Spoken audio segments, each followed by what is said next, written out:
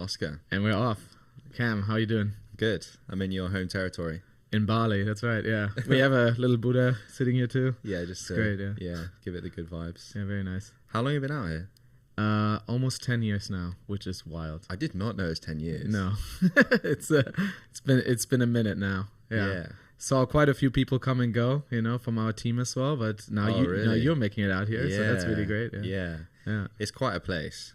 It is nice, huh? You're liking it? How do you describe it to your parents and your friends when you're back home? Come visit. Yeah.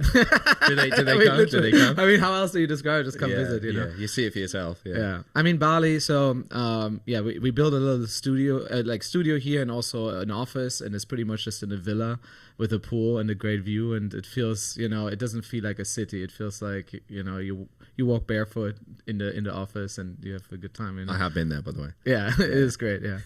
And, I mean, Bali has changed quite significantly in the last 10 years, I'd say. It's definitely a bit more crowded now than it was before, but it still has that charm, and it's hard to find something, that's comparable to it, really. Like, it has its own vibe in a way, which I really like. Yeah, because you must have come in the early days of remote workers, right?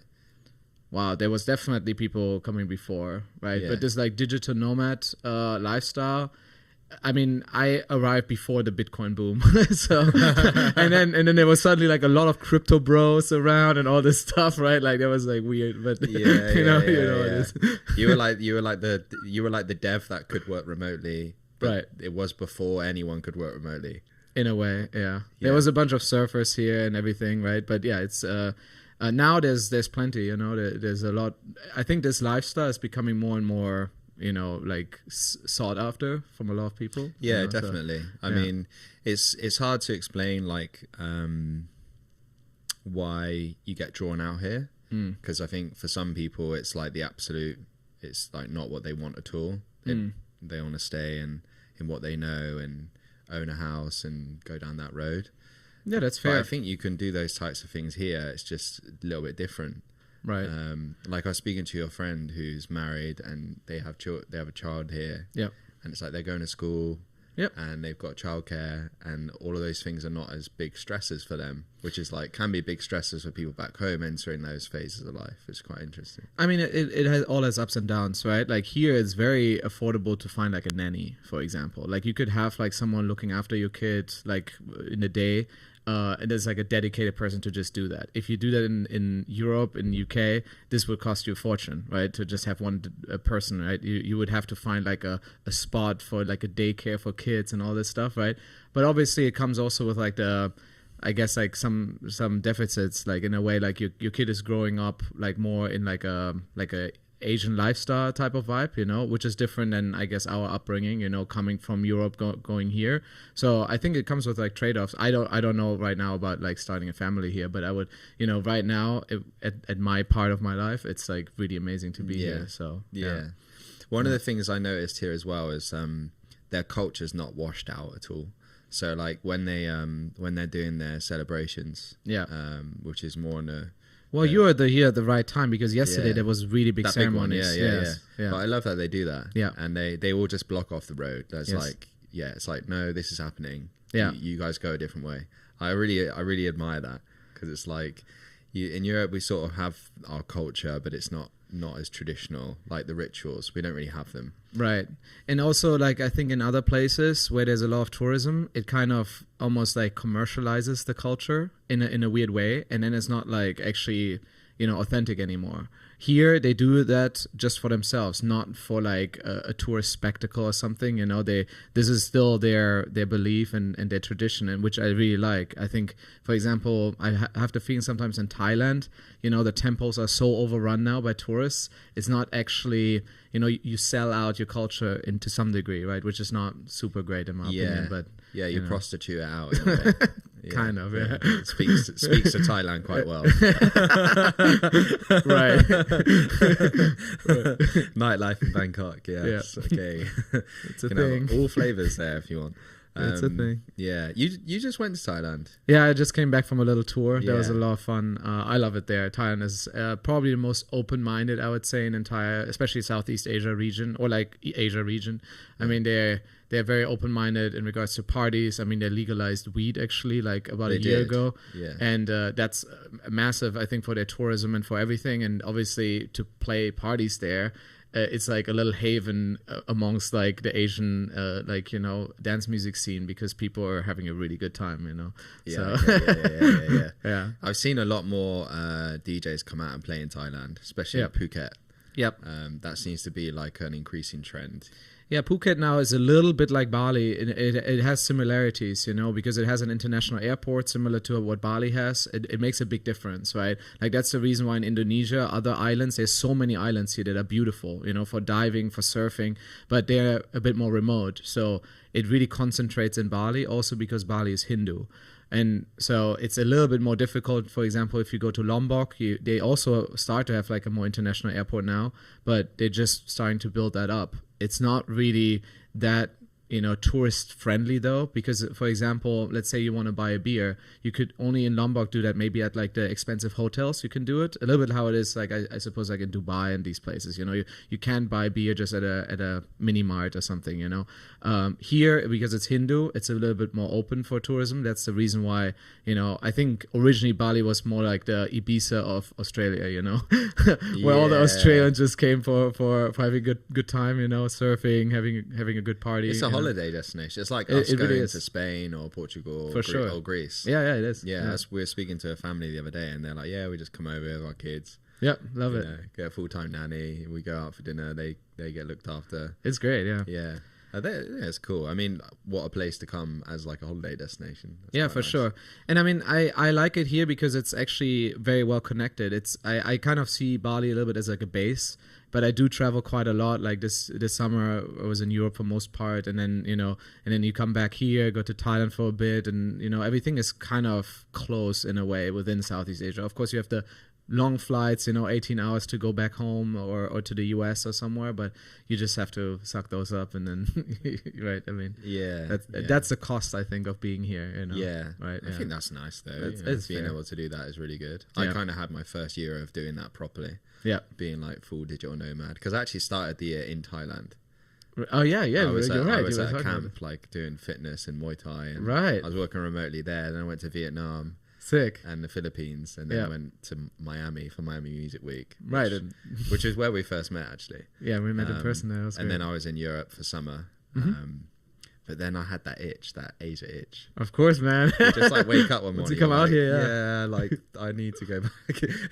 It's hard I to mean, explain. I did not plan to be here for 10 years. It was always like, oh, another year. How another did you year, fall another into year. that then?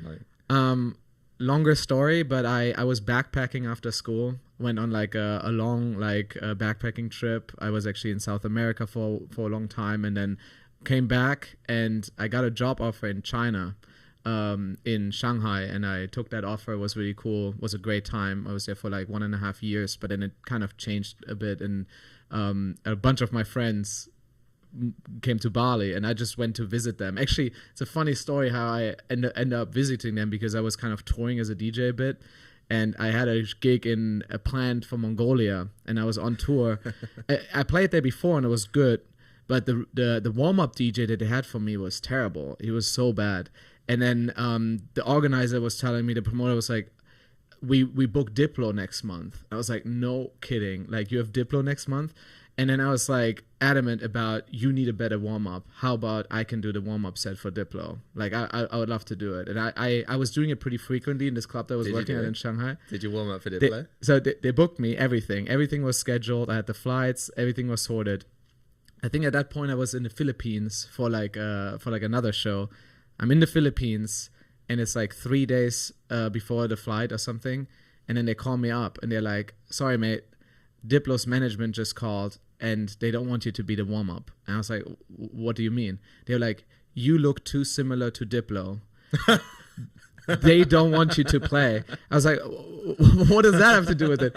And then it was like a whole stick that they wanted to kind of present Diplo, I think, a little bit as like the first proper foreign DJ to play in Ulaanbaatar or like in Mongolia. Yeah. And I later saw he had all these like really cool photos of like, so Mongolia is a cool place. They have all these horses, like a little bit like Genghis Khan vibe, and he had like this like mighty like armor kind on. of fur thing on and like whatever, and presented himself as like the conqueror conqueror of Mongolia in a way, right? I was like, okay, that's very, cool. very Diplo. But yeah, anyway, it was cool. But yeah, they did cancel me last minute. So they were really nice about it. They were saying we can book you another flight and all these things. So I was like, okay, well, I was like, where should I go? And then my friend of mine was in Bali. I was like, okay, let's go to Bali. So came back to Bali, and he was looking for a house during that time. I was like, let me join you. And we were like shopping around some villas. And I was like, man, these villas are amazing. You know, like a 2-bedroom villa with pool and everything. It's like beautiful. I was like, how much is this?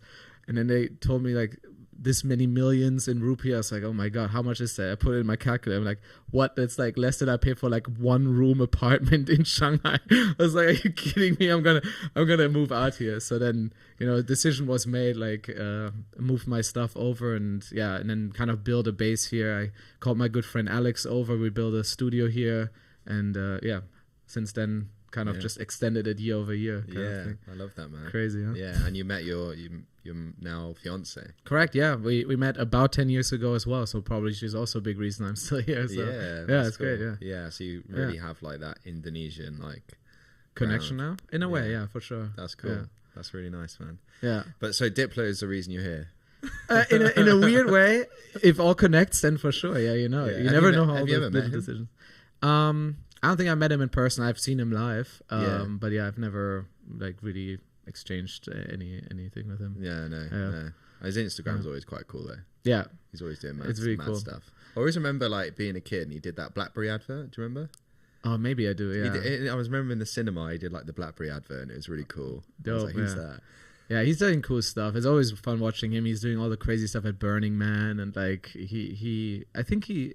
As an artist, he's very special. I feel like, you know, he's doing so much with like Major Lazer. His Major Lazer was like, unreal. So good, unreal. Like, and I've so heard his talented. mixes. Like he can go right down to that underground thing and not right. Like he can go all the way. Like if you wanted to play big stage, and make it really like friendly, he can. But if you want to go right down to the nitty gritty stuff, he can do that. Yeah, and he is, I think, rarely talented in kind of keeping ahead of like trends in some way.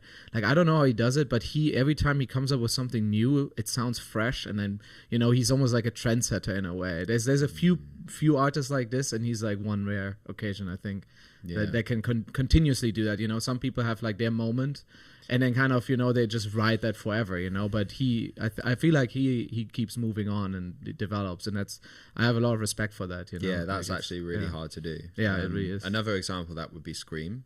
Oh, for sure. Yeah. Scream does that. Yeah. I mean, Scream. I was watching this documentary about the original dubstep scene in the UK. You know how that's what got me into. Unreal. That's man. what I was into. Yeah. I mean, it wasn't my culture back then, but watching this documentary, I was like, it was niche and cool and like really, dirty, but really amazing. good. Yeah. That was like when I first started mixing someone, because it was when I got into mixing, it was just CDs, like literally burning CDs, writing the track names on like either on the CD or on like a piece of paper on the CD case, or you had vinyl, but vinyl when I was like 15 was too expensive, right? So we just burning CDs. Sick. Like, it was original, and it was all dubstep and drum and bass. And there was a record store in Bath, because I used to live near Bath, in Wiltshire in the UK, and it was called Drop Records. Mm-hmm. And Danny Bird used to go there all the time because he lived in Bath. He was like a liquid drum bass DJ. And so I would go in, and to be honest, the first few times I went in, I didn't really know the like crate digging etiquette.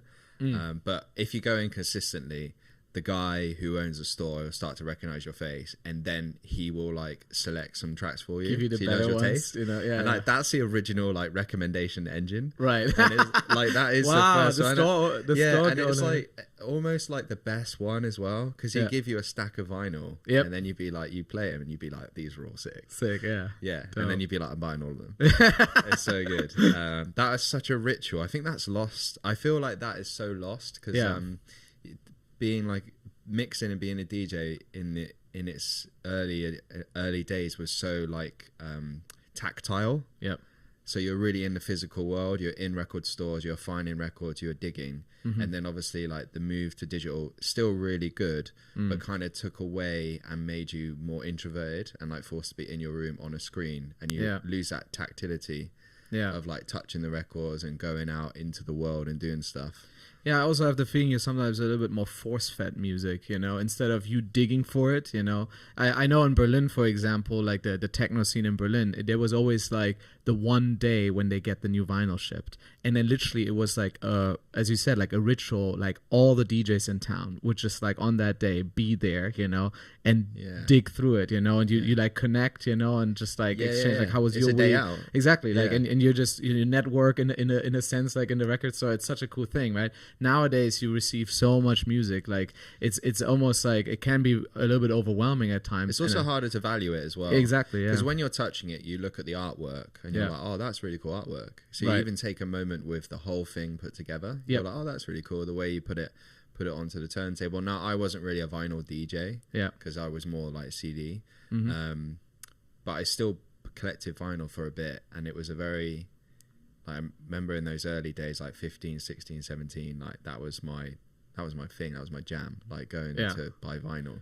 See, I had a funny story about burning CDs as well, because the dad of my cousin, he would basically every Christmas, or like I think like every time like we would see him, he had like basically 2 full DVDs full of MP3s of like the charts of like the last month. So he had them like categorized, burned just for me, and then I would sift through all the music and find the tracks that I liked. So I was like collecting them. I had like stacks of CDs of all like the best music. So he was probably ripping them from somewhere, but I never asked, right? But it was kind of cool. So then what I started doing is I started burning my own CDs as well. And now not recently, but maybe like 2 years ago, I had a good friend of mine. She messaged me. It was like her maybe I congratulated her for her birthday or something. And she messaged me. It's like, yo, I was just moving and I found a CD of yours. I was like, are you kidding me? So she had a CD of mine that I apparently gifted to her when I was like, I don't know how old I was.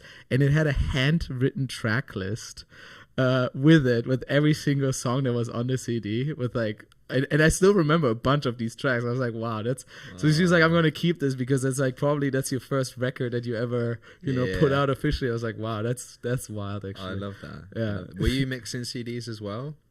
No, just burning them. Yeah. I started with Virtual DJ. Yeah, we all start with Virtual DJ. Virtual DJ, not even a controller, just a mouse, and then you needed to learn the shortcuts. Exactly. I was also a Virtual DJ. Baby. So you really had to learn and it made actually the mix. I have to say, nowadays the controllers are quite overwhelming. It made the mixing very basic, but you had to learn the transitions. I feel like back then, you mean when to bring it in, how to bring it in smooth. That's the actual skill. That's the actual skill, right? Now you can just throw freaking like whatever flangers and everything on top, and then whatever on the transition, right? But I feel like you really had to do the basics back then, because there was no hiding from the beat matching, right? Like the same thing on vinyl, right? Like that was the basic skill, and that was still there. Now I kind of feel with all the effects and stuff, it gets a little bit like people just do these like quick fade out transitions and stuff. I'm not such a big fan, it's like better to go back to the basics, learn first how to do a nice crossfade over like an extended period, like, and actually good transitions can create cool moments as well, and some DJs are very known for this, to have 2 or 3 tracks running at the same, sometimes 4, unbelievable. To be fair, I think the technology's grown tremendously, and it's unlocked creative mixing. 100%. I saw one of my friends was DJing recently, and he was like playing a vocal on CDJ3 and 2 tracks and bringing in the vocal. I was like, oh, this is pretty cool. Like, that's really sick. It's great to see these really skilled guys, like I'm thinking about like Roger Sanchez or Luciano or these guys, sometimes you look over and they have like 4 faders up, and you're just like, what the hell? And like, it's all perfect, and like they're creating something new during their set, it's like actually creating like a new, like a new combination of bass, drums, like whatever. You can only experience that, live, when you're there with him. Right? Yeah, Richie Houghton does that too. I always still say if you want to start techno, go there first and just kind of experience it at its best, and then you can like decide what. Not on TikTok. Not on TikTok. But like it was like Awakenings closing weekend. Richie would always close it, and Awakening is a techno festival in Amsterdam, and it's like a good festival to go to if you want to like experience, like, I call it like 50 shades of techno, because like they've got like stages from like A to Z, and like they've kind of like organized the A to Z to kind of like, so area X is like blow on, like noise, noise. So I mean, it's still full, like it's noise if you're into it, and then it's like hard techno, like what you see on TikTok, like that, and then it gets lighter and lighter and lighter, and then there's a little house stage.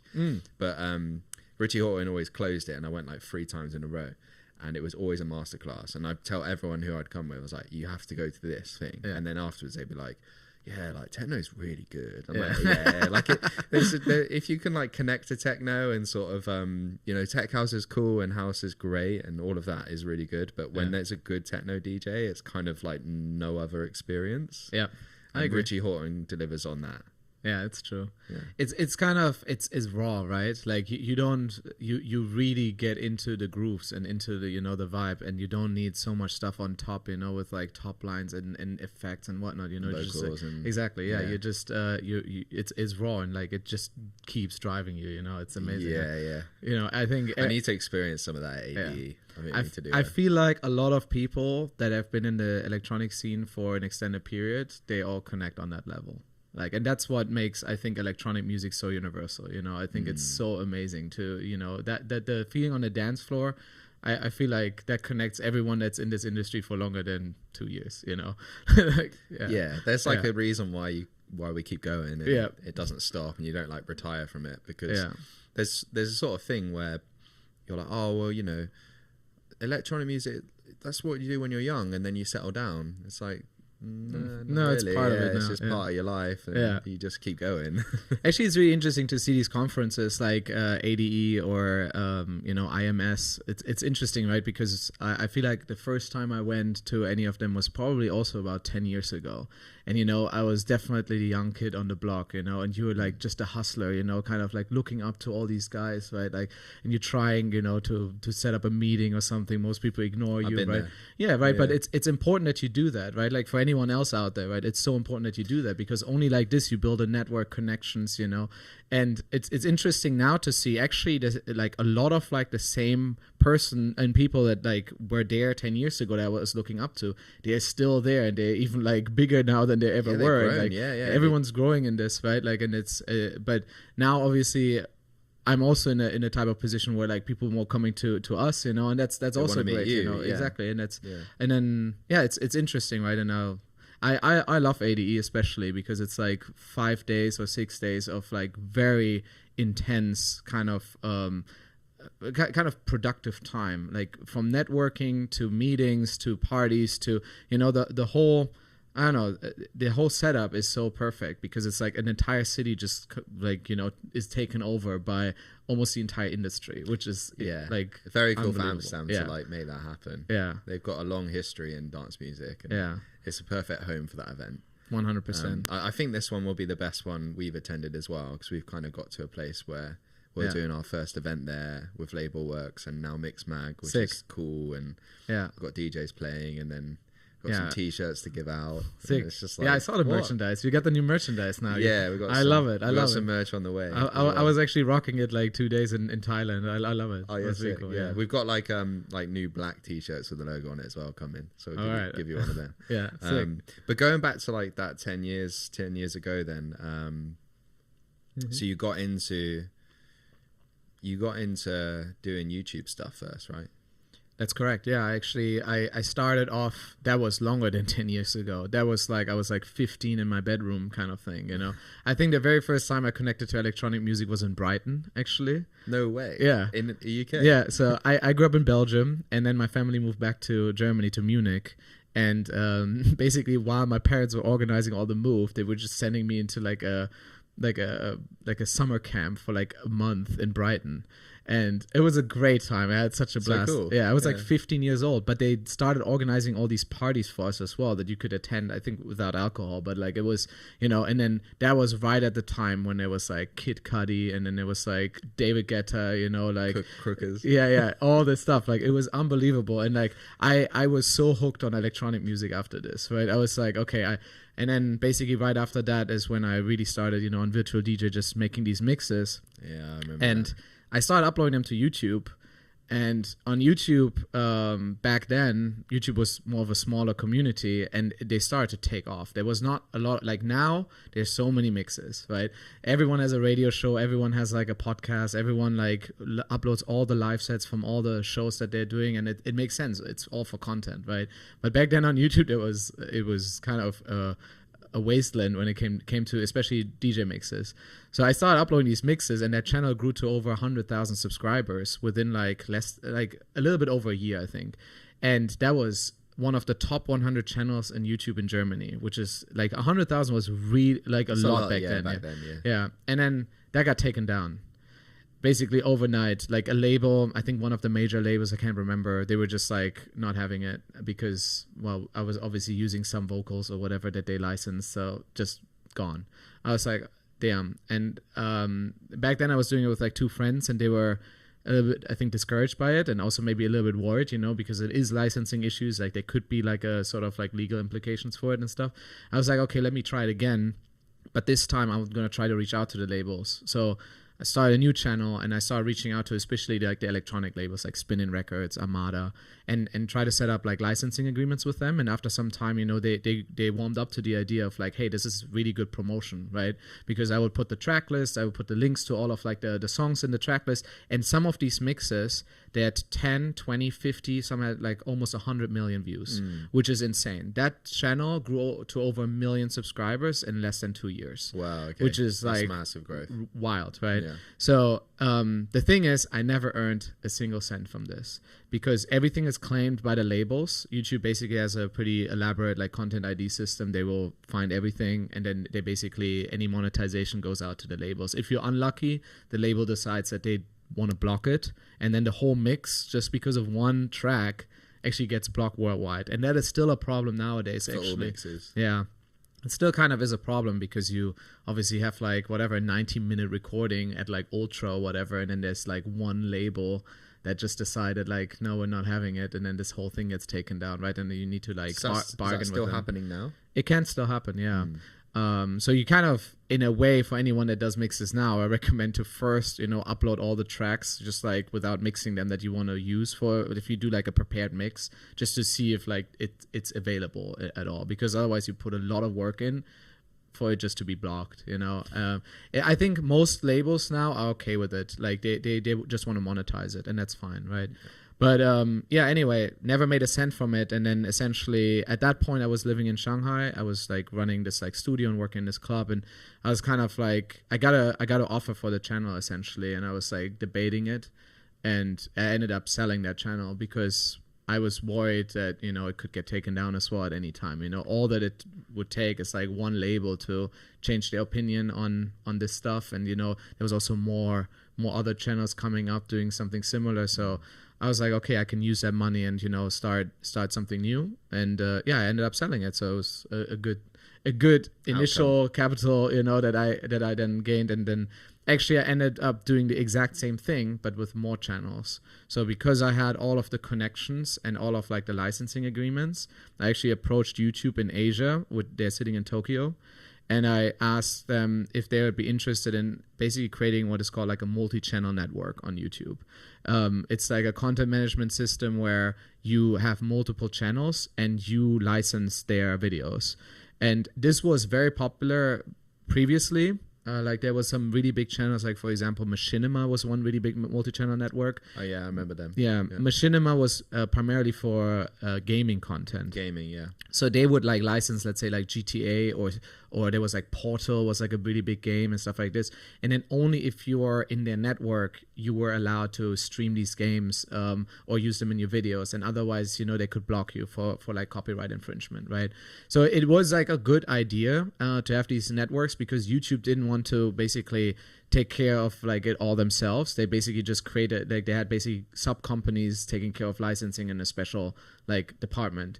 This kind of like resolved over time. Like I think now multi-channel networks are no longer don't really have such a value anymore because YouTube just grown so much. They now establish a lot of licensing deals directly and all of these things. So they don't really need that anymore. And I think also the studios understand a bit better the value that, YouTube can bring. If you release a game, okay, you can push a trailer up that gets 1 million views, but if you can get like 100 of the biggest Let's Play channels to all play that game, and they get like 500,000 views every video, this is like free advertising for your game, right? And then like there's so many more people buying it, they want to play it themselves. Of course, you can also argue if you already watch someone else play it, maybe you're not going to buy it because you're already watching the content in a way. But yeah, like literally, I always think, I think more people watch people play games than play games.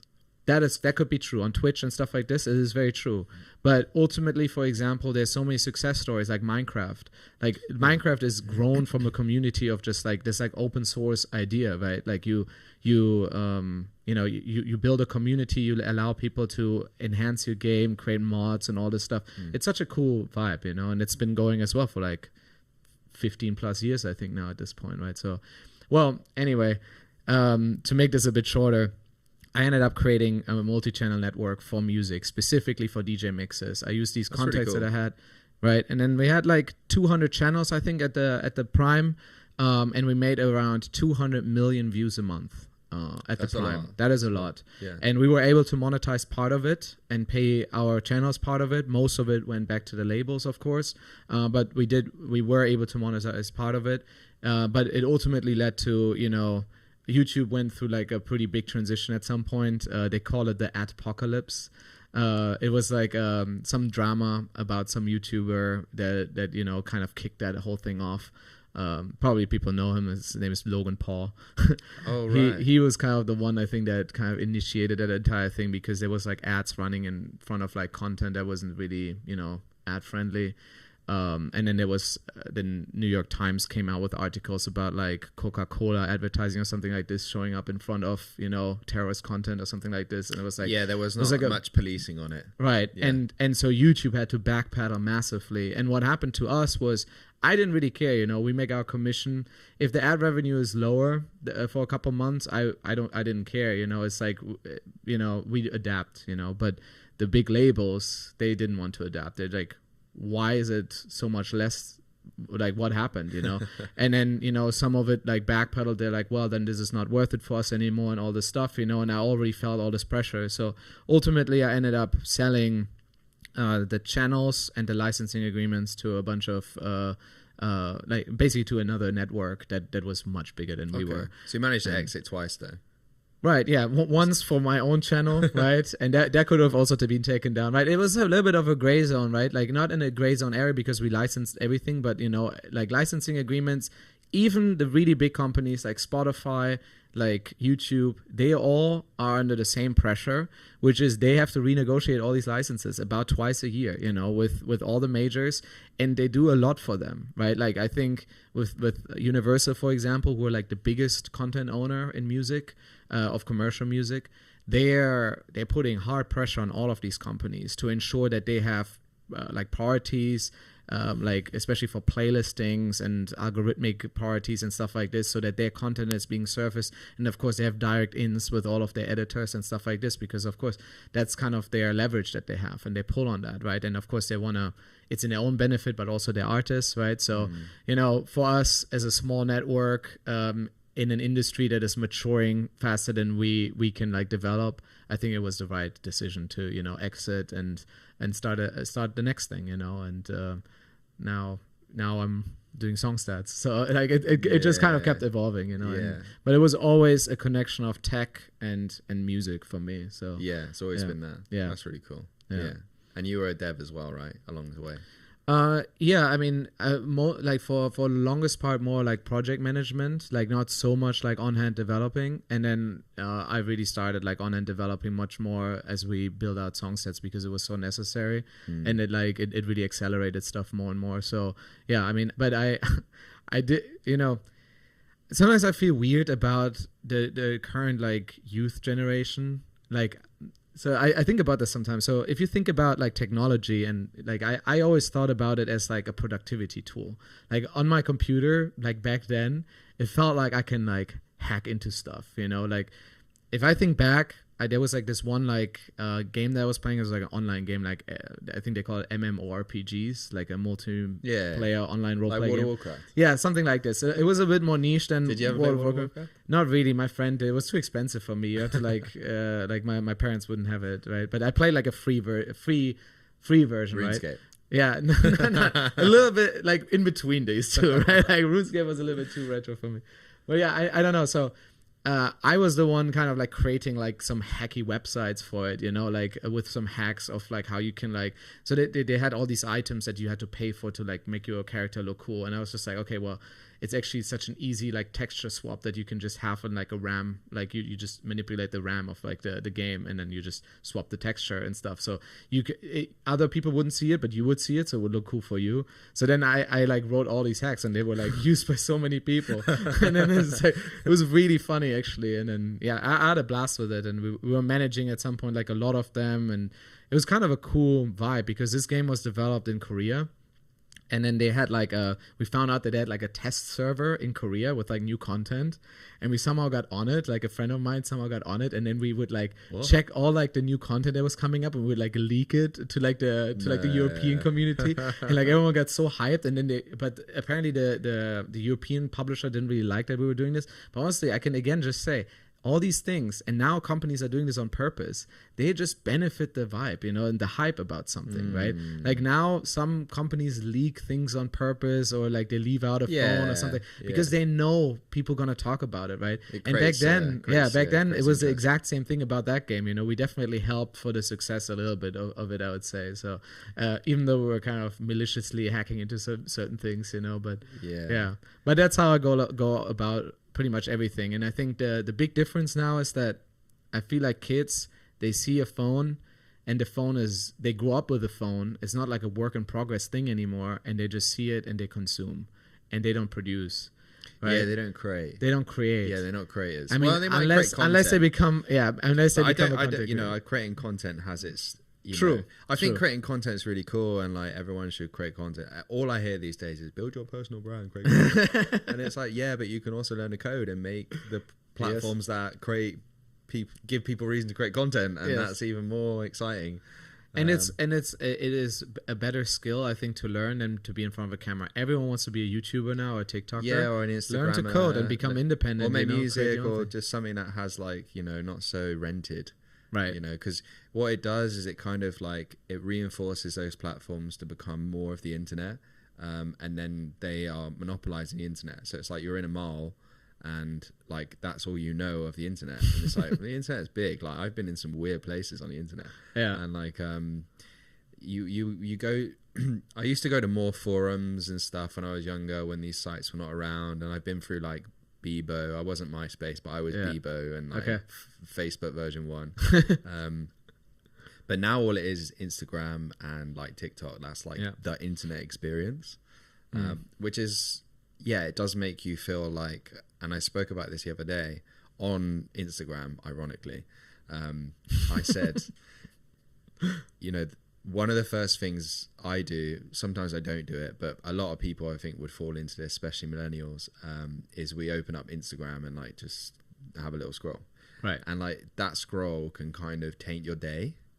And depending on what content you see. Yeah, because obviously you can craft your followers and you get suggestions now, and they're trying to boost people that you've never seen before. But I feel like what it does is we follow stuff that we either want to learn more about, or we want to kind of be inspired by, which is great. That's what you should be following. Yeah. But inherently in that kind of creates this idea of lack. So like you see, fitness stuff, or like business stuff, or music stuff. Like it's like, I'm into health, and you're like, I need to like make more money. I need to go to the gym, get bigger, and I need to make more tunes. Alpha male. Like it's like those sort of like thoughts in your head and then you end up being like, okay, I need to go do all these things now, and that can like ruin. It can sometimes like taint your day. And everyone's got their own microcosm of what that means, right? And sometimes it doesn't work like that. Sometimes it just inspires you. But I feel like I didn't have those types of things when I was younger. Like that was not in my like the gurus. I didn't have as many gurus shouting stuff at me like on the internet. It was more like just creativity. Yeah, it was just creating stuff, and like writing and like, I remember when Coinbase first came out, and I was like, cool, what's Bitcoin? This is like 2000, like early. Wow, you were early. Yeah, man. I was like, You should have. I was a proper geek, so I found, and Bitcoin was like whatever it was when it first came out, like 5p. Yeah, you bought like a pizza for like 120 Bitcoin or something. Right? Yeah. And I was like, I don't know if I believe in this. I should have brought some, but obviously, I didn't. I think the most Bitcoin I ever had was 25 Bitcoin. That's still that's a lot today. Yeah, but back then it was like whatever enough for whatever we were buying for a party. But like that was the most I ever had. Yeah. But at the time it was £20 a Bitcoin, and you go and meet someone, you give them £20 cash, and they would send a Bitcoin to you, and you were like, cool. Yeah. It's called local Bitcoins. Local Bitcoin. Oh my god! It was like a proper bootstrap, Twitter bootstrap.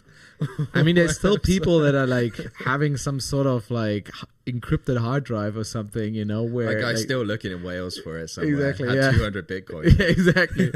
It's crazy, these stories. I heard the other day as well. There's talking of a story where it's like regret for life type flavor. There was there's a lawyer and a guy who wanted investment, and this was in the 90s. Okay. And the guy sort of said, yeah, this is my business plan. I'm going to do a business on the internet, and I need to get my business structure in order so I can get investors so I can go do it. Yeah. And then he's like, do you want to invest? To the lawyer. And the lawyer's like, yeah, I think about it. It's quite a cool idea. And I was like, I only need 100K. And he was like, well, I've got this barn that I got inherited that I could sell, and I could give you 100K, and you get 25%. Yeah. And then months went by, and the guy went back and was like, hey, if you got that 100K, I need it now, Yeah. And the lawyer's like, nah, I kind of changed my mind. And the guy who was asking him was Jeff Bezos. No way. Yeah. Really? Yeah. And like, damn. I didn't know that and the lawyer, I think that someone said to the lawyer, do you still think about that? He's like, every day. Oh my god. Wow, missed opportunity, dude. But to sold that barn, man. It kind of like speaks to the early days of the internet where where you could create like big things. I feel like that's really hard now, like to create big things on the internet, like a Facebook or Airbnb. Those days are kind of gone. I think now you can start an app or something like this, do something niche, and honestly, you can already do pretty well with it. Like but you need to have a good idea, like something. I mean, I guess with AI now it gets increasingly more difficult because it's so much faster that people can like put something out. I was watching this podcast the other day with Lex Friedman. And this guy Levels.io, right? I think Pierre Levels, yeah. He's like my main inspiration. There you go. Yeah. He's like, but I mean, he's cranking out project and just see what sticks, right? He's amazing. Yeah, he's amazing. Yeah, he's like my ideal. Wow. Like, most of the business decisions that we make at TrackStack, I'm like, what would Pierre Levels do? There you go, man. Because he's the reason the other day when we were on a call and I was like, the free user thing is because he's like, don't ever get free users. They're rubbish. Oh, really? Yeah, and I was a bit like, well, that is true. He was like, everyone should pay. But they're not free because you kind of monetize them. Yeah, I know. He's different though, because he kind of builds apps that are like for like single purpose, and some of the other ones he has are free. Yeah, it's great. I mean, his lifestyle is very much reflective of like what we're doing. So it's very cool. Yeah, and it's just when he was talking about. He's just laying on the couch with his laptop. I see myself 4 or 5 times a week doing exactly that. You know, just all day. It's like freaking aming. Yeah, I had a chat with Anna today, and she was like, "Cam, you really need to like, do something for yourself as well." She was like, "You just code all day." I'm like, "Yeah, but it's my happy space. I like it." It is funny about coding. I feel like, for me, coding is almost like an escape in a way. Flow. Yeah, it's a flow, and for me, it's almost like solving a puzzle or something by myself, and kind of like it's strange because I feel like I'm a pretty extroverted person, but it does take energy, to communicate with a lot of people. I love to do it. It gives me energy back. Like I think that's kind of what an extrovert needs, is to talk with a lot. But I think as I get a little bit older, and I'm 30 now, so can't really say that, but I feel like I'm becoming more of a mix where I also really value that time that I just have for myself, and that moment of just like a bit of quiet And in that moment, I love to go into this like flow state and just like work on a project without distractions, you know, and you just like get into something, right? Whether it's music or coding or something else, you know, it's like, it's really nice. And, you know, and then actually once you go out again and, you know, meet with the team or go to a party or do something, you know, a social setting, then I'm also really excited and like you feel fully recharged in everything, right? So it's kind of like a nice balance, I feel. Yeah, like. I'm very similar. Yeah, I can't do too much extroverted stuff. Yeah, otherwise I just go a bit like mute. Yeah, like, I don't. No, I understand that too. Yeah, and then I need to go and recharge. Yeah. What other ways do you recharge? I think. Yeah, that gym. I love to play frisbee. Like our entire crew, like of the Songstats crew, it is weird, but like what connects us is frisbee. Like we all play ultimate, and we have like a really cool. We basically have a cool community here in Bali that we kind of build up over time. It's not like the most competitive, but it's really fun. There's a lot of like competitive tournaments in Southeast Asia, so we fly to like Vietnam or to Bangkok and to just like play ultimate, which is super fun. And it's amazing. And really, that is such a good balance, you know, to just go on a field, run after a disc, you know, and completely clear your head. There's no like thinking about anything else, and you're just in that, and you have a lot of fun with it. I love it. You know. Yeah, I love that. Yeah, that's really cool. Good. Yeah, that's really cool. Ryan was saying that you guys are like proper like fit as well to do it, like to run back and forth like that in the heat. Yeah, we're doing it for like multiple hours. So like it's it takes conditioning, but it is super fun. I got into it here in Bali actually. A lot of the guys in our team, they're from the US, so they did it in college. They are definitely better than I am. I'm getting there. I'm pretty good now, especially in this scene. But like it's they obviously have the advantage that they just grew up playing much more. Like their throws are just a little bit more precise and all these things. It's amazing. But I love it. And I grew up playing like field hockey and handball. Both are a bit more physical in a way. I actually really like about frisbee that it's not physical. It's like contactless. So the chance of like getting injured is also much less, which I appreciate because it would suck, you know, to, you know, go for sport for me and then, you know, and then that screws your entire tour. It sucks for any sport, right? To get injured, right? But I feel like it's a little bit less risk with frisbee. What I also like about it is it's mixed. So it's not just guys. It's not just like a testosterone kind of like competition. Yeah. It's basically guys and girls together, and you know it's self-refereed with like a spirit score. So you kind of you know. You talk things out and you try to be in good spirit with everyone. So I sounds like love a nice vibe. Yeah, exactly. I love it. It's super fun, and especially like the tournaments leading up to a tournament, I have the most fun because that's when you get a little bit competitive about it and you train hard and you really want to get into it. Yeah, and then you feel really fit. It's good. Yeah, it's really fun, I'll have to come watch you guys soon. Yeah, you got to play with us. I need to play. I mean, I'm not going to be as good as you guys, but I'll give it a good go. I start with nothing. You just like run I might really like it. You will love it. Yeah, for sure. I got into Muay Thai a lot in last year. That's amazing too. I really enjoy Muay Thai. Yeah, I haven't done it in a bit, but I was doing that in Thailand. Went to a camp. That was cool. Yeah, Alex, he's doing a lot of MMA, so he's going like boxing. So you can do all of it as well. Yeah, it's good to make time for yourself like that. Yeah, it's one of the things because you start doing your own project and your own business, and then you can like kind of own your schedule, and then you're like, cool, I can like now take time out of my day and go to a class, which otherwise would have been difficult. But there are times where you kind of you have to like push really hard, and the balance of being like, okay, I need to make time for myself, my things, and not like worry that everything's gonna collapse or you know, fall over or deliver. You know, I can deliver on people's requests a little bit later. It's okay. That I kind of go through periods of good times, and then sometimes I like overdo it and I'm constantly sort of work.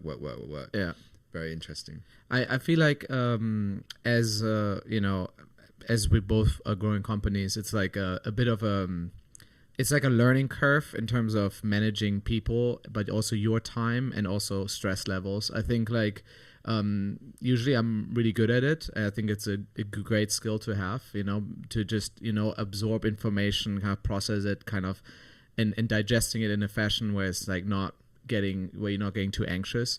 It can certainly happen. I feel like, you know, when things like pile up around the same time, like especially things that you didn't really expect to happen. You know, I think that happens for everyone, you know, when like, okay, if one bad thing happens or like one critical thing happens, not that big of a deal, you can like manage it. But then if there's a second and a third and then shit hits the fan, you know, you're like, damn, right? Yeah. So I feel like that situation for any founder or literally anyone, that can happen, right? Like it's, and like managing these situations, I think it's kind of the most difficult, and I think that shows the most character on how you're able to approach these things, you know. And like I think like in a way, I think if there's one thing that I'm proud of, like kind of in running like the Songstats as a business with everyone, is kind of how we're kind of navigating those situations, because those are the most critical to like the success of a business. I feel like, you know, when it's not just going smoothly, you know. And unfortunately, you know, I like the time when you can just code on a fun project, right? Like these are fun times.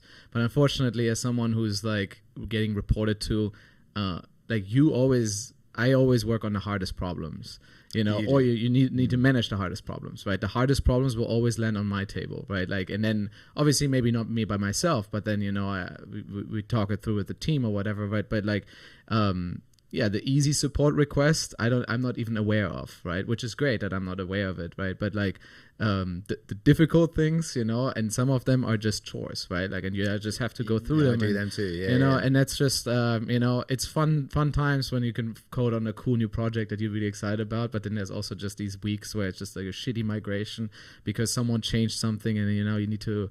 Yeah, it's just the way it goes, you know. Yeah. And like weird bugs where you're like, how did you get into that? Like, I can't log in. You're like, I can log in. Yeah. It's like, have you tried closing the browser and opening it again? That's the classic. Turning it off and on again. Yeah. It's an absolute classic. Oh, it's working. Okay. Yeah. Cool. Yeah. So it's kind of cool that we're working together now, because it's one of the reasons why I came out to Bali, just to kind of, you know, get to know you guys more and find out what we can do and start cooking on some things that we're doing. It's been like a good like journey into the partnership, hasn't it? Yeah, I love it. Yeah, I think it's so for everyone aware, we with Songstats recently launched like a new label recommendations feature. It's really cool. It's essentially aggregating all of the data that we have from labels across, you know, Spotify, Beatport, all of the social platforms, Instagram, YouTube, etc. And then what we're doing is for artists, we're finding and recommending the labels that we think fit them the best based on a previous performance. And then you can, as an artist, you can sort through it. You can say what's important to you. Say, for example, I really want more Spotify streams. So you can order it by Spotify and then find labels that are doing particularly well in your sound on Spotify, right? To then pitch your music to. And the whole idea here was to integrate deeply with TrackStack. I mean, TrackStack had an amazing run-up, and so many labels really trusted, and the product is amazing.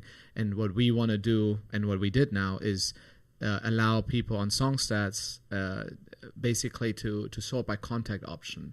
So you can essentially filter and say, give me all the labels that are represented on TrackStack, and recommend those to me, and then you can sort through these, see how well they're performing, and then with one click you end up on the submission page on TrackStack, and you can send your demo to them, right? And hopefully get signed, right? And it's really interesting to see the labels that are doing well, you know, and then you kind of sort through, and you can also get like a sense of what you could expect with a release on such a label, right? Like, am I expected to reach the Beatport top 50 with this? Am I expected to kind of like make 100,000 streams with this, or something like this, right? Like you can kind of see, and of course there's labels that might still be a little bit out of reach for certain artists that are emerging, but I think it's a really good stepping stone towards, you know, discovering labels, reaching out. And I mean, you with TrackStack make that workflow so much better as well, not just for the labels but also for the artists that are sending music. So I think this is a match made in heaven. So it's really great. It's good. Yeah. So I'm pumped for this feature. We just launched it earlier this week, and it's exciting. You know, we had already a lot of labels actually reaching out. They want to know how they can get recommended and how genres are being tagged and all of these things. So I mean, I could give a little bit more info about it, but generally, you know, we're looking at the past few releases. You know, like let's say 15 or 20 releases, and kind of like seeing how well those are performing, what genres are they in, and then matching it to your sound as an artist to see, you know, what could be a good match, like what's realistic as well, right? Like so it's cool. It's been fun, and we're obviously tweaking the algorithm a little bit, and you know, but it's fun. Yeah, that's cool. Yeah, and on the other side, we're sort of using Songstats to enrich all the contact information on TrackStack, because part of our why people sign up and use Inbox is, you know, one is for like an improved A&R workflow or improved way to just receive tracks for demos and promos and any type of sort of track that you're getting sent from someone, usually another DJ. But one of the core principles of what we talk about is this idea of like your professional fans and your pro fans. And, you know, as DJs and labels too, but mostly DJs and DJ-led labels, which is kind of like our main customer type that we enjoy working with. It gets the most from our product. Their sort of audience is split into kind of like two people. So they've got the average music consumer, so Sophie, who streams the DJ's track on Spotify and goes to a few gigs and maybe buys a t-shirt. And that like is just the what I call the average music fan. And then you've got like the professional fan, and that person is the same. He does all the same, or she does the same things. But he or she is also like a bedroom DJ, maybe is a producer, maybe is a producer at the same level or underneath or even better, across boundaries, however they're measured, but is ultimately like a professional. And they're two people. An aspiring DJ, a resident DJ, someone in the industry, someone who wants to, you know. They have a different value to you as a DJ or a label in that they are like the highest value customers, right? If you want to say it like that. And we do try and like speak like this because we believe that like the future of electronic music from our perspective is direct to pro fans. Because the reliance on third-party platforms and labels for all of your distribution needs is becoming like just a bit more difficult, because there's so much music being made and there's only limited amount of release slots. Labels have to make wiser choices with the slots that they have and the budgets that they have, and that means that it's, you know, even more important for, you know, people making music as well as labels too, to like manage that list of people who are gonna always buy those records and stream and engage with those music. And for electronic music, it's different for, you know, other genres. I think it's really, really relevant for electronic music, in that the actual growth of the brand of the label or the record itself or the DJ happens in the DJ mixes. For sure. And I know that you kind of get that, but it's like if the record's not being played in the mixes, then it doesn't grow organically and like spread about, because people discover you as a DJ and your tunes or your label and subsequently your catalog through other people mixing the records. So if it's not in their record box, or if it's not in Virtual DJ, or if it's not in Native Instruments Traktor, or if it's not just wherever, it's like your discovery opportunity goes down. And it's SoundCloud for track virality is like impossible now, and TikTok is growing and it's still a good channel, but the audience is not pro fans. It's just Sophies and people who just like will go past it. So one of the things that we talk about at Inbox is, well, this is a way to build a list of your pro fans, and ultimately Songstats will be a partner in helping us enrich those people, so you can profile them a bit more and understand who they are and get a better idea of like, are my pro fans like, you know, what are they made up, like who are they made up of? Yeah, I think the direct to follower is such an important thing. Before you were able, to aggregate, let's say if you had 5,000 followers or something like this, the social platforms would actually notify 5,000 people. Now, if you have 10,000 followers or 50,000 followers, Instagram surfaces it to like 5%. And it's like, well, let's see how this goes first. And then like, oh, it's doing so let's seed it to like 3% more, and then in the end that's how much you reach. Oh, you want to reach all of them? Pay us $100 to reach all your fans.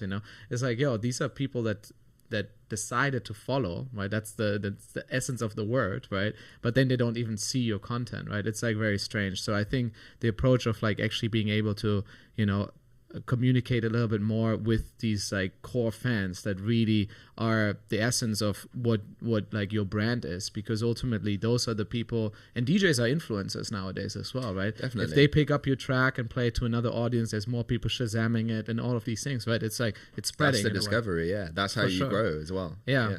And I mean, there's definitely an integration that is coming up that we've already been talking about with TrackStack, where we at Songstats we offer like an API for music data, and one important thing I think for especially labels and also artists that are going through their demos and their promos is to kind of get a sense of like who that person is that submitted that music to them as well. So for any artist that is submitting music, obviously I highly recommend that you put in your Instagram and your Spotify links so people can actually like click on your profile and see who you are as well. I know that is like often a decisive factor as well, like to just get an understanding like where are you from, like even just what do you look like, this just not just a name behind an artist, right?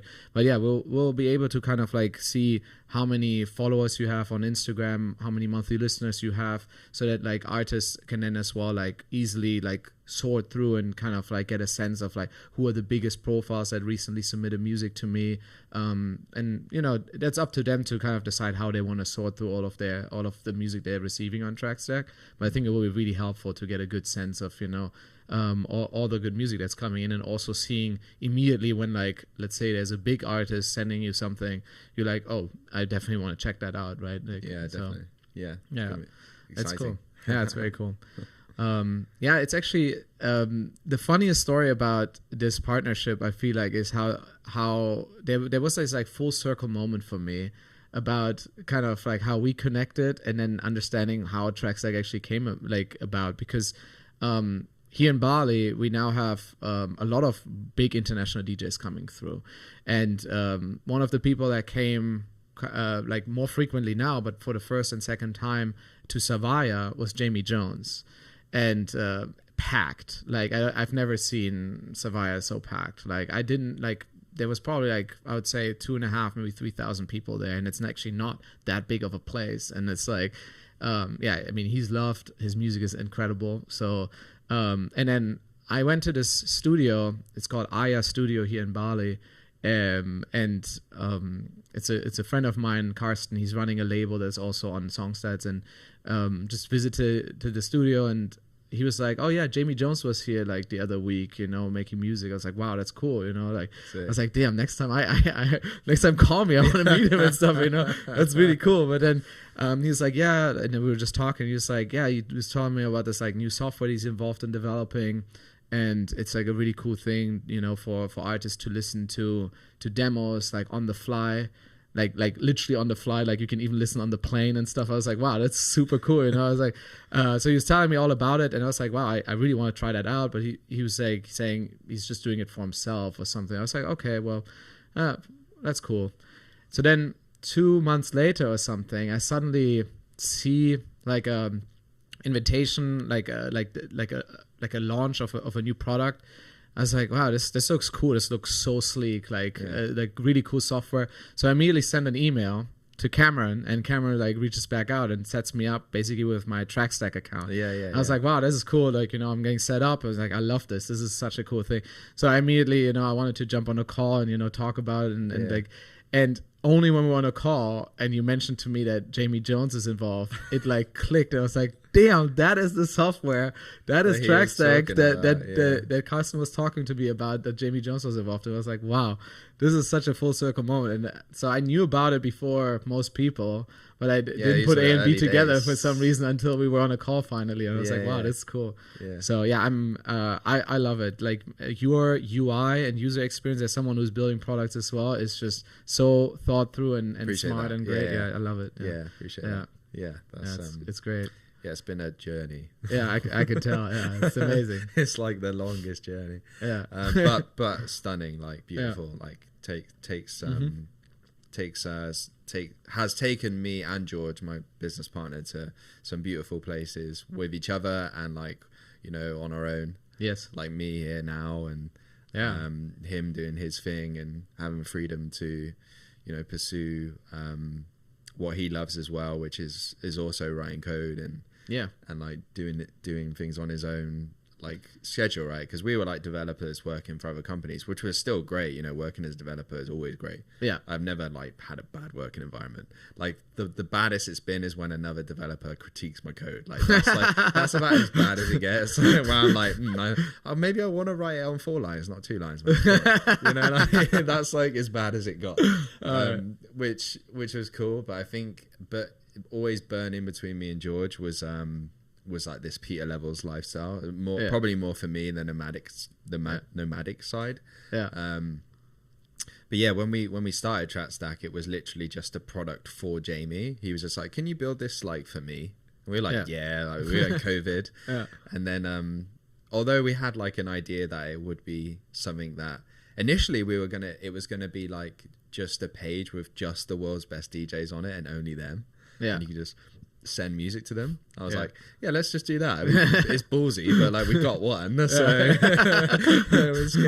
it's a start. He's got friends, like yeah, and like that's how it initially that was the original intention. It still kind of is. Like I still want all the world's best DJs to feel like they can be open to receiving tracks, because that was the main thing Jamie wanted to solve for himself. Is like he wants to get everything. Yeah, he loves it. Yeah, but it becomes noisy. Yeah, of course. With one inbox where people send you expiring links and dead links, and then some send attachments and all this stuff, and then they send it to you on all these different mediums, right? Like, and then it's a shitty experience. It's hard for them. Yeah, it's rubbish for them. Yeah, you solved an actual really big problem with this. That's the reason why so many people, like with a snap of a finger, are super willing to try this out and find it super helpful for their workflow. You know, it's friendly for a whole team as well. It's great for just a single person. But I think that's the reason why, if you can solve it for one big person like we found Jamie, it just, you know, we didn't really have to, not like we didn't do anything. Obviously we did outreach and we hustled hard and we got a lot of no's, because everyone was so skeptical. Yeah, of course. But after a couple of years, like the people who were skeptical started coming back, and they were like, actually, like, I've heard this is pretty good, like, I'll give it a go. And then like 2 or 3 months later, they're like, yep. But it takes time. It's actually product such inertia, right? Yeah, and it's so interesting about a product, and we saw it with Songstats as well. There's a critical threshold. Once you pass that, people see the value in it, and before that they find it maybe buggy or maybe not helpful or like too expensive or something like this. Exactly. But because you keep developing it and because you're open to user feedback, I think that's the most important thing, especially at the beginning of a product. You know, absorb all the feedback and then just improve it for the people that what they want. You know, obviously do it in a way that you calculate kind of like how much time and effort goes into it. You know, can't just like go on like a 1 year like kind of distraction course here for just one customer, right? But like in a way you have a good idea, but then ultimately once you surpass that, it's like a switch turns around. At least that's how we experienced it. Like it's just like suddenly people, as you said, that were before skeptical or tried and didn't really feel like it, suddenly they're like hooked. And then it's the same thing. Then more customers roll in, more people want to try it out and they love it, and then you get more feedback, so it starts accelerating, and it's really interesting, right? So it's definitely, you shouldn't give up just because it doesn't work out in like the first half year or something. Like you should be really the first this is speaking to software specifically. Obviously when we launched it, like it wasn't good. Like it was okay. Yeah, well, but it had a lot of bugs, and we were just shipping, and we were just kind of trying to figure out what the actual vision of the experience was going to grow into, because at the moment it had one dimension, which was like, oh, I just review tracks, and now it's got this sending dimension, which was always what I wanted. I wanted to because I've been in product for about 10 years, and I've worked at different startups, helping them build their early version of the product. I've always been in like early stage engineering teams, and I've been at like high growth fitness startups, high growth B2B, like employee like startups. I've been at a couple like early weird AI startups, and I was always like the third or fourth engineer, so it was like proper get to make big decisions, code loads, make loads of mistakes, like no testing, proper raw, like straight to production. I loved testing on production, cowboy stuff. Like it was great. Howdy. Yeah, there was no like QA, none of that stuff. But like it was just the founders, so they've got 2 million that they've got from VCs in the early startup days, and they were just like, right, cool, we got to like make something at best. But I learned a lot about product, and one of the things that I kind of learned was usually the best products kind of the landscape of building a product is quite simple. There's only a certain amount of products that can be built. You know, there's email, there's to-do apps, there's spreadsheet apps, there's like to-do lists, and most apps are a combination of all of these things: messaging, to-dos, or project management in a way. Or paint like like Canva or some sort of creative video editing, right? Then there's like weird stuff in between, and so usually when you're making products, you're kind of taking something that either is done in a spreadsheet and you're making an app around it. That's like a great way to make an app. It's like if you see someone in a spreadsheet, make an app out of it. That's probably a better way of doing it. Yeah, true. And with TrackStack, it was always, Elon Musk said this once. He was like, oh, if you want to increase, if you want to create efficiency, increase bandwidth. Yeah. And bandwidth can also be like just speed to connection or speed to like togetherness. Yeah. And so I was always like, okay, what if it's like WhatsApp for tracks? You know, the idea, not it is, but like just the idea, the principle, like, or it's email for tracks, and it feels like that, and it's like borrows from inbox. Those things, so it feels familiar, but it's not quite that. Right. So you're not having to reinvent people's like user experience because they already know it. In a way, it is now. It's sort of like a Gmail, but for just music. Yeah, exactly. For, like, easily being able to like, and it's intentional. Yeah, it's very. It's great. I love it. Because then when people land in, they're like, kind of know what this is. Yeah, you know, I'm like, okay, I'm not like you don't have to give a tutorial on like what to do, right? And you also you understand very quick how to operate this, right? Like, and it feels I mean from the moment I opened it for the first time, and that was obviously after your beta, right? Like that was after all the failures. That was right when you rolled it out as like that's when you success. Yeah. I when see we were like, oh, you have to pay for it. Well, that is a scary step, but I saw the value in it immediately, so it's great. You know? Thanks, I'm just one person, but I think so did a lot of others. So I think it's great. It's been a cool journey. Yeah, it's epic. It's really wild. I want to say, like, with user feedback, it's an interesting like thing because you do want to listen, you know, to what people say. But I think, to quote someone else, Steve Jobs, I think, also mentioned that, you know, the users don't always know best because the users don't know what they want. And it's actually true at times as well, because we spend so much time thinking about, you know, how this wants to proceed. And I have actually a really good example for this. There's an app from a very known electronic music store that released an app, and I was like trying it out, and it was like, okay, cool, there's an app, and then you click on a song, and the entire UI like just shifts down to where you click to just like load in this waveform to where you just clicked, and it was like so unintuitive, and I hated it. I was like, it made the app unusable for me, and I like mentioned it to them because I'm a product person, so I was like, okay, let's mention it to them. Like, I think this is a bad design, right? Like, I think this is, and they were like, well, we ran a survey on it, and like that's what our users liked more. And I was like, well, this is not good design.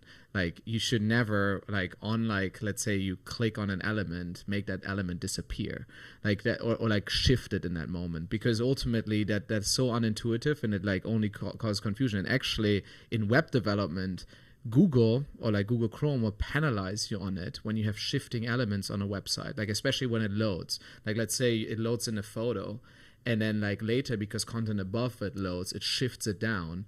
That's not great user experience, because it like your eyes go somewhere and then like it shifts down and stuff, right? Like so obviously they think about this because they already know like for people it's not great. And then like I'm like, you know, trying to use this app, and whenever I click something it just like shifts and moves away, and then you need to click somewhere else. So it's ridiculous, right? And then I'm like, well, you ran a user survey, but clearly if you know, but again, you know, that's just one example. I think it just needs to be thought through. And I think one idea as well that we are kind of how the way that we are approaching Songstats, at least. Yeah, how do you do that? Is more, because your product's quite mature now. It is more mature now. So decisions like someone being like, hey, can you do this? Is like, you can't just do it. Yeah. So I want to say when we first launched, there was a lot of requests and it was easy to blast out new things. It was like, okay, cool, new feature. But as a product gets bigger, like any decision that you make needs to like work architecturally in everything. And we think about it now much more, you know, there were so many migrations like retroactively of things that we had to change because we didn't fully think them through at the beginning. I'm in that. And that is horrible, because then once you have, let's say 50,000 people already in there, it's so wild to then change something, right? Like it's like, because then it's scary, like anything, especially with payments and stuff like this, it's super scary, right? And or even with data, right? Some of our tables now are like 2 billion rows or something like this. It's a lot of rows. So any migration that you run is stupidly takes a long time. Backups take a long time. All this stuff, right? So any mess up now is definitely, so that's why you need to mature. You need to be a little bit safer, you know, as you at the beginning, as you said, like less, you just blast out stuff. I think now the thing is we get asked a lot, for example, to add more data sources. Right now we have about like I think 13 data sources, all of the big international ones. And so then people are asking, okay, why can't you add QQ music in China? Why can't you add Angami in like the more like Arabic region? Why can't you add Boomplay? It was more in Africa and stuff. It's like, yeah, we could do that, but like the thing is that like our database is quite large now, and any source that we add actually needs to be added across all tracks, across everything. It needs to be fully supported on every feature, on everything, right?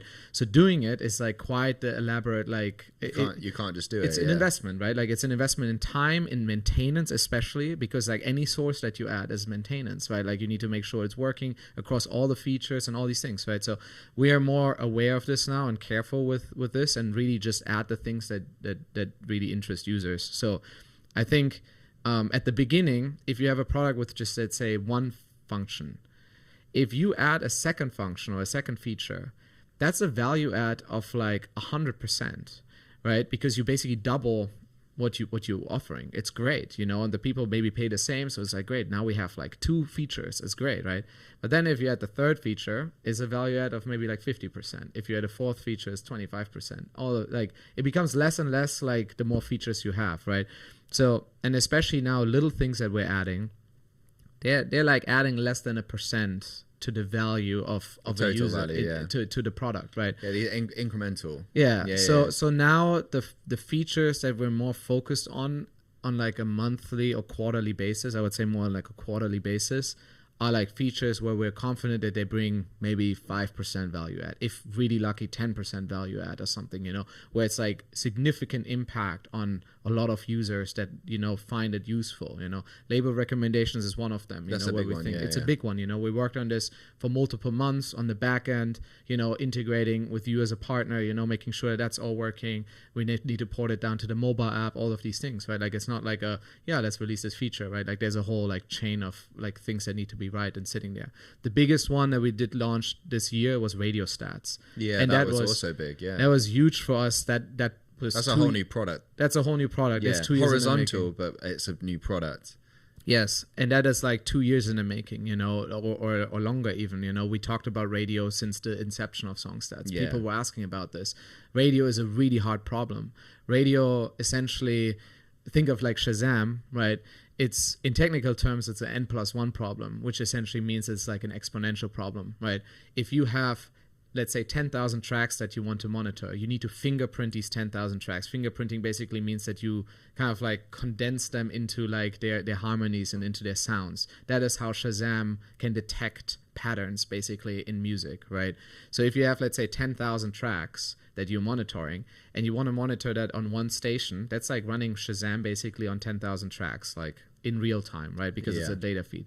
Now, let's say you want to do the same thing on 1,000 stations. So you need basically 1,000 times the compute to run that, right? But now, let's say you want to do it on not just 10,000 tracks, but on 1 million tracks, 5 million tracks, 10 million tracks, 100 million tracks. It's quite an architectural challenge. Yeah, yes. That's not a joke. And the legacy radio monitoring that has been out there is very outdated, and they are having a scaling problem. That's why it's been historically very, very difficult and costly to track, to monitor radio. And the way that we're doing it now, obviously with enhancements in like machine learning and AI, we train a model to do it. And then that is much more effective because it can like recognize these patterns much more effective. It scales better and stuff like this. But it's, as any AI, it's a bit of a black box. You need to test things. You need to make sure it's accurate. We're referencing other monitoring solutions, making sure we're monitoring the same. And right now, there's still improvements that we're making to like the foundation of it, to like be able to more accurately detect shifts in pitch or in tempo. That is specifically in electronic music that can happen quite frequently, where a mix is just faster or like it's slightly pitched up because you just speed it up so it goes up in pitch and all these things. So we're now adjusting for that, and but again, any like new version of this needs to be like tested, and you need to like it actually takes a really long time to test stuff to make sure it's better than before and stuff like this. So it's very interesting. It's a really interesting problem. So we worked on this for a long time, and it's cool because now it's finally there. We can roll it out. We can like and that is definitely a value add of like a significant amount, that we can suddenly offer to everyone. So we're super excited about that be coming out, and then of course that integrates into our ecosystem with our app and stuff. But it's I love that. Yeah, product development will like, as you mature, just be a bit slower. But then everything we found that with Inbox. Impact. Yes. Obviously we've got Studio that's cooking on the side, which is just like rapid.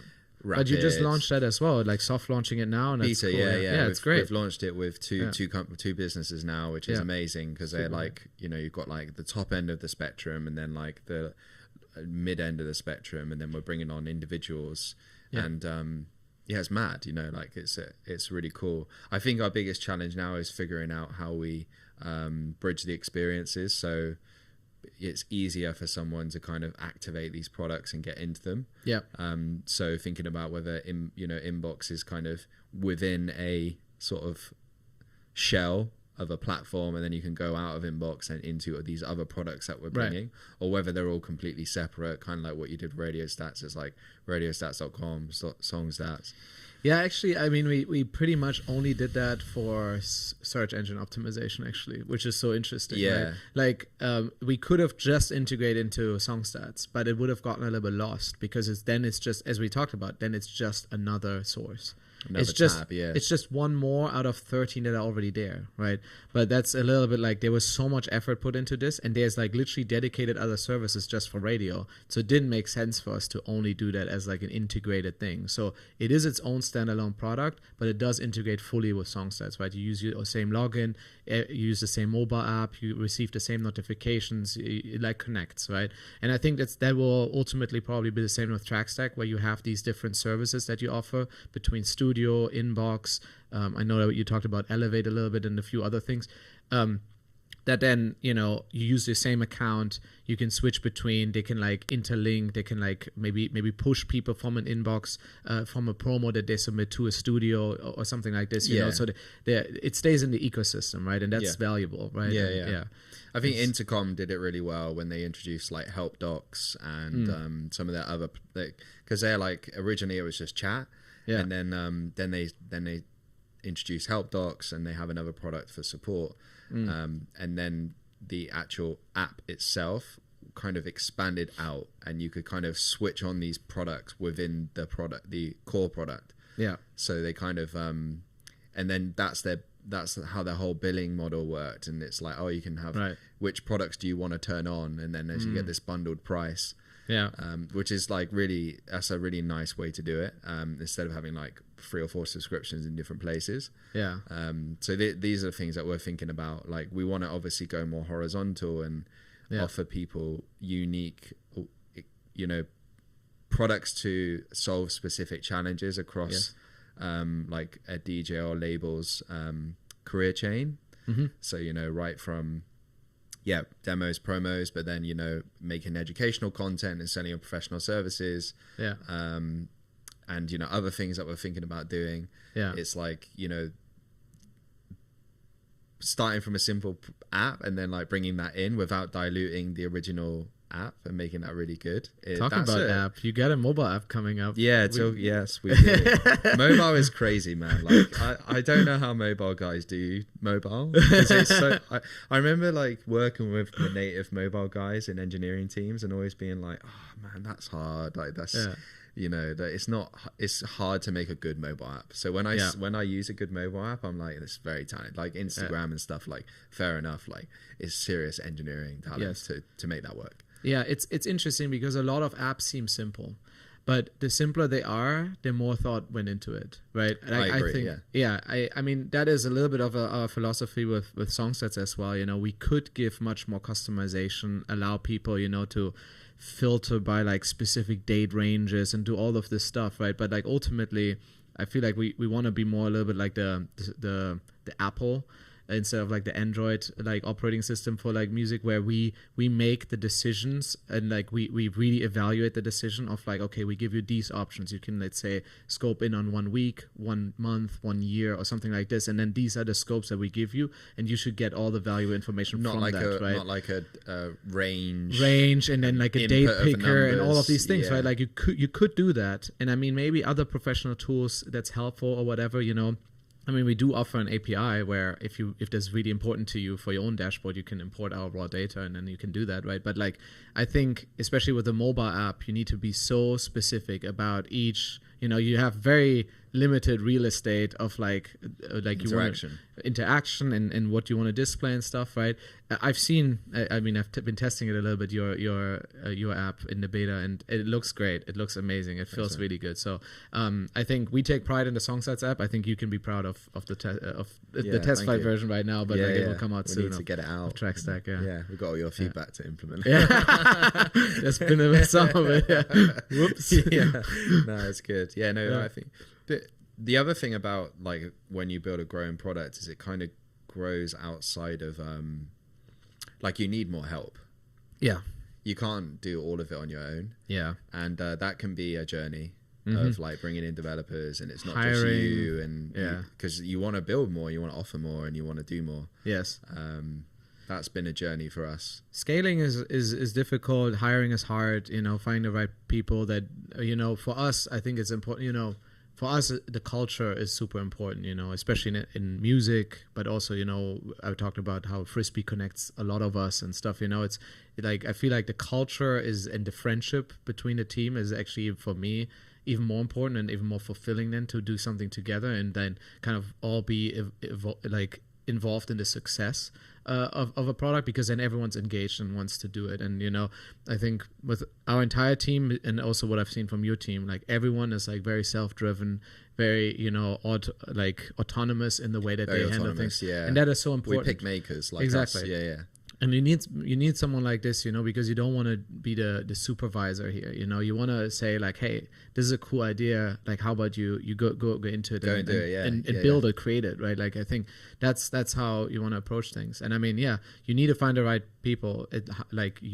That's like a learning curve. There's some people will join for maybe some months, right? Some people then leave and stuff, but then ultimately the people that stay are they are part of the core team, and it's great, We've had a few people that have like, they're in the team, they're great to work with, and it's just it's like we're all separate, we're not together, we're all kind of spread out around the world, but it's just easy. You know, well, me and George, you know, we're so busy. Like, I don't have time to like go into depth about tickets and specking, and we don't do sprints, and we don't do like scrum mastering and agile, and that was all bullshit anyway. I don't believe in agile. Like there's like ship value to users and ship it quickly.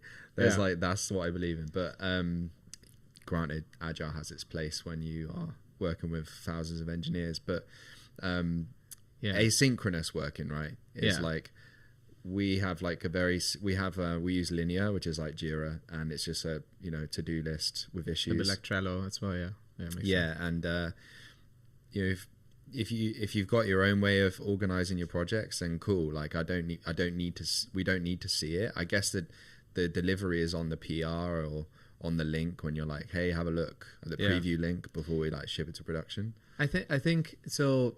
That was a big learning curve for us in the team, and for me as well. It's like my previous company, I was pretty much like in full charge myself in a way, and like I was doing most of it. But then Songstats now is much more people, you know, that need to be managed to some degree, right? And I think the importance here is to understand when I can allocate time just to work on my own projects, and when my time is needed to unblock someone else. And there's the same thing that goes with like, for example, Jack, our CTO. You know, if someone, you know, is like, it's not wise then to go down, let's say, and stick with your own project for 2 more days if someone else is blocked for these 2 days because they need your feedback on something, or they're going down a rabbit hole that is the wrong path, because then ultimately you lose these 2 days or sometimes a week or 2 weeks of productivity of someone else just because you were too focused on your own thing, right? So I'm really trying. I do that. So I'm really trying to make myself as available as possible for anyone, you know, that needs feedback or you know, to talk something through, because I know these 20 minutes to talk it through will be super helpful in that moment, because then that person can just go ahead and spend the week just going through it, and I can back again focus on my thing, right? And I think that's really important, and that was a big learning curve, because at the beginning, then, you know, you come out of it, and at some point you're like, hey, what did you do last week? And it's just like, oh, I was stuck here and then I did it this way. It's like, oh no, that's not really the way we wanted it, right? It's like, that doesn't really like. And they spend a lot of time on it. It's like, oh shit, okay. And now we need to make that work. And so it's no one's fault. Like, it's no one's fault. No. It's probably only my own fault for not being available or like not making myself available, right? Like it's so, and you know, that's just the way it goes. But I think that is the importance about building a team, and you know, and you know, understanding, you know, valuing everyone's opinion, you know, and we're running everything by everyone. And I think the thing as well is right now you're shipping pretty quick. We're still in the stage where we can ship a lot which fast. is great. A mobile next year app will change. For example, a mobile app does change that a little bit. All, because like now, to give a little bit of context here, you know, okay, like let's say for example Peter Levels, right? He commits to production, essentially. He said he has like some auto scripts that literally just like the moment he sends a commit, it runs a bash script or something and immediately deploys it. I still do that from my command line. That's great. But it's needed sometimes. For bugs and stuff like this, we do the same thing, right? Like to hotfix. But if you work on a feature, for us now, you know, it really goes down a chain. It goes from the data side, which is like database, like possibly data aggregation first, like API calls, into the database, then into queries. Like we have one very skilled engineer just basically optimizing SQL and like really making sure that it's fast, because as I said, we have some tables that are humongous, you know, and it's very important, you know, that the user experience is snappy, right? Like you can't just like sit there and load for 30 seconds to see a graph, right? Like that sucks, right? I can relate to that a lot. We're trying to do those types of performance optimizations. Now. It gets more. I mean, this is like an ongoing thing all the time, you know, to just like revisit a query, do something, right? But okay, then we have the queries. That means the data is coming down to a controller. Then from the controller, we basically now have like an internal API. Now at that point, we can actually work on like the user-facing front end, you know, and then usually we build it for desktop first, make sure it looks good there. And then once it's done there, it also needs to be ported to the mobile app. And that then also needs to get improved by Apple, improved by Google, you know, like it's a whole thing. And then obviously we want to do a product release, like some announcement around it and stuff like this. So then from start to finish, some products can vary from like a couple months to a year to 2 years or something like this. Yeah, like for it's sure. really wild. Yeah, actually, it's really hard. but it feels really good to get stuff out the door. It feels so good to ship it, and then suddenly you get all this feedback, and then usually now we also assign about like 2 weeks of just like where people are just available to fix critical things that potentially are needed to enhance that what we just rolled out. Because we did that mistake, I think, with one product release where, you know, we just shipped it and kind of we were too busy with other things, and then people wanted to use it, but it was a little bit broken, and like we didn't address it right away, and that's kind of shitty. And then people don't really give it a second chance as well then later, even though now it's much improved. But they are like, I tried it for like 2 weeks, it's not really doing it for me, and like we've lost a few people like that. Yeah, unfortunately, yeah, it happens. It's the challenges of, you know, building products, being a small company, you know, and like doing these things. But you know, it's also so much fun, man. I think you love what you're doing. Yeah, I love it. Like, we have a WhatsApp group with like a lot of people. Yeah, we still do, and we still like collect all our feedback that way. Great. Which is great, you know. And then you can sort of say, hey, sorry about the issue, like we've fixed it within usually within hours. Yeah. Which is good. They appreciate it. Yeah. Because not a lot of software companies do that, you know. They're like the direct support. We love to do that as well, you know. I think a lot of people praised us, you know, for being very evolved, you know. Like we're I mean, a lot of the features we're building with Songstats are selfish, you know. Like I'm making music, Jack, our CTO, he's writing music, you know. It's like we built, like he went off like a thing because he was like releasing his like new EP, and then he was like, okay, I want like a playlist recommendation thing because I want to know what are the best playlists. Yeah, so you just build that. That's actually a good way. Like same for me. You know, some of our product ideas are coming around now from you know, like I don't know if we're going to do it, but it was like, oh, you know, you're working on a project in Ableton and you need to like send the work in progress audio file around to get feedback on it, and a lot of people are just using like SoundCloud to do that or Dropbox. I'm like, well, like there must be a better way. There must be like a more effective way where I could like at least upload like the zip to the Ableton project or a link, like a drive link to it, and then we can have like a comment, we can have a discussion on it, and there's like a history of what happened, and those types of things come around, and then they usually end up being like cool product ideas. Yeah, for sure. I mean, the more you communicate as well, and the more, you know, users you have, the more different variety of requests you get as well. You know, some might be quite. We've had some weird like ones that are a bit too left wing, exotic or something. Yeah, like well, I think it's got really cool intentions. It was one that Jamie was suggesting quite a bit, and it was okay, like I've made a track or I've made a loop, but it's not going anywhere. So I want to put the loop or what I did or the idea onto like a feed, and other people could sort of collaborate on it, and then I could pick like the best version that I think moves it forward into like a more full track. And then we do it as a collab. So like interesting. You don't know it's me, but then in the end you find out you've done a collab with me. I was like, that would be cool. So it's a remix contest without knowing who you remix. Yeah, so it's just like loads of loops and stuff, and then you can like download it. And I was like, how would you do that? I don't know. I don't know. I mean, it's true. A lot of artists are sitting on unfinished projects that you just stuck with. Well, you know, when you make a loop, because you know, even when I was watching you guys, I was like, oh, so what are you doing? Yeah, we've got like 20 ideas. It's like, well, that's like 20 ideas and only one turns into a track, and then even that might not get signed or whatever. Well, we're fairly effective now, but you have to like revisit them and stuff. But yeah, I mean, I think every producer has, you know, like a back folder of like unfinished loops, business, you know, like it's not even loops. Some of them have cool melodies, have cool top lines or something, but you just can't get it right. I think there's some way to that idea. It's just a question of like, you know, how to execute that. Are people really gonna? I don't know. But I think you also if can't get too distracted. If he did it a few times, then it kind of like, okay, probably could get off to make it like okay. Yeah. Because if he's exposing his creative insecurity a little bit, because it's like if someone like Jamie is only putting out pop records, like massive records, which in the end he cooks that. Yeah. You know, especially recently. But then he's also willing to be like, oh yeah, here's some like beat I was making on the plane that I'm not feeling. I don't know. It could be interesting. It was his idea, so it's not mine. Yeah, fair. That's cool.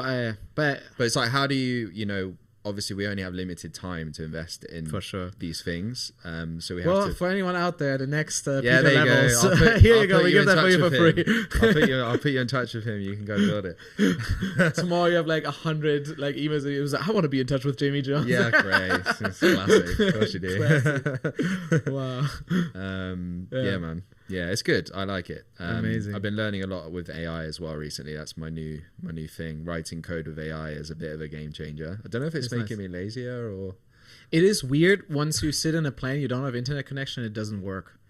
Like I was suddenly Are you doing it as well? Yeah, I mean, I'm just using a Copilot, in VS Code, and then like it's autocomplete. I'm trying right now. Have you tried Cursor? Yeah, I've been trying it. Okay, I've fully switched. Yeah, I mean, I switched, but now I've reached the limit of it, so now I need to pay for it, and now I need to make the decision. I already paid for Copilot, right? Now I need to make the decision, like, should I pay for both or... so far, I have to say the autocomplete is very similar to me. Like it doesn't really. What's a Copilot? Yeah, between Cursor and Copilot, I don't feel such a big difference in the autocomplete. Really? Yeah. But I haven't really tested, the command line, like and like chatting with the code base and stuff like that. I haven't really tested that out yet. I'm not really doing that. Yeah, I found it's very effective. It actually, I do use it a lot more, and I try and read what it writes at the end because it tries to explain like what it's doing. So I can at least learn some things. I picked up some things that I didn't quite know. So I do think it's a learning experience that's very new. Yep. I think AI will replace some aspect of coding jobs. But the amount of context still required in what you're trying to build. Yeah. Like AI might help you write that component or that module. Yeah. But it doesn't know what you're trying to build. Exactly. Yeah. Do you know what I mean? That is, I think the big hurdle right now still is that it has context maybe of that one file or associated files, but it doesn't have full context of everything. Like let's say your database layout, like your models, your structure and everything, right? Once I think it could analyze all of it and have it all like almost like as like the foundation, and then like any decision that you make is based on like what you already have, and it uses the same patterns, and because right now we'll use a pattern that it knows from Stack Overflow or from somewhere. It's docs, right? Yeah, exactly. It's basically docs. But if we usually use a different pattern, it kind of sucks, because then you do want to stick to the same patterns if you can, right? Because it makes abstraction and like whatever much easier, right? So even though it might work, it's not as relevant to our code base, right? So it's like there's I think, but it's it makes me much more effective. Yeah, it's a good. I think it's a good assistant. I think it's like having like a senior on tap. Yeah, and especially for someone like yourself and me, who we don't work in an engineering team with seniors and CTOs at all times. Yeah. Where like that was when you work in like bigger companies, you do have people you can go, hey, I'm thinking about this feature. How would you approach it? Yeah, it's actually really helpful. Yeah, one way that I do chat, I guess, with the code base sometimes, like once I have like a whole method, that is a bit more involved, because it does like, let's say, some conversions and whatnot, right? Like you basically copy the whole thing in a, like, sometimes even just ChatGPT. I think the new reasoning model from ChatGPT, I think it's 4.0 it's called, it's very good. They limit you quite, but it's I find it really good. Like for SQL. For SQL, I use ChatGPT a lot. Like it's like I'm just like yeah. So ultimately, like I paste in the code. I'm just like, does this look correct to you, right? And it will give you pretty good evaluation if this all looks correct, right? Like it's actually really interesting, right? But I need to do that. You need but yeah, it's interesting, right? Because you said that that for you it describes you what it did. I've never had that. Maybe I need to see that's how you Cursor and Claude. Yeah, I've never seen that, so I do want to check that out. The way you prompt it's like I'm learning how to prompt it well. You can also use this thing called Cursor rules, which sets up your prompt with context. Like, I'm using like React, TypeScript, Node, and GraphQL and all these things. So make sure you're doing it with these best practices. And you can feed it specific docs so it uses the most up-to-date information. Anyway, I've gone deep on it, but I'm getting do you know what? Like I'm enjoying it. Like, love it. I've come a long way there. I recommend it. Anyway, after this, I'll show you how to do it. Sweet, yeah, I love it. But yeah, I think we need to call it a day. Huh? Yeah, Well, man, this is a partnership made in heaven. I freaking love it, mate. So one last thing I want to say is that I think the main reason that this all worked out is that we just synced up so well. Yeah. It's like I was chatting with Cam basically on WhatsApp, and we're just sending product ideas back and forth and having, and it immediately clicked. I don't know what it is, but I think it's this like synced up, good energy, same vision of like where products should go and how we can, especially combined as well, have like a really big impact on the music scene and electronic music scene, and build kind of like the tools for like the next wave, the future, exactly, the next version of it, which is amazing and exciting. It's gonna be good, man. Yeah. So roll on, ADE. Exactly, and I was so happy to have you in Bali here. Yeah, thank you. Amazing. Made it really welcoming and given us that community aspect. Epic. So coming back will be a lot easier now. Heck yeah, and now ADE around the corner. That's also going to be incredible. So cool, man. Well, good to chat. So, awesome. Sweet.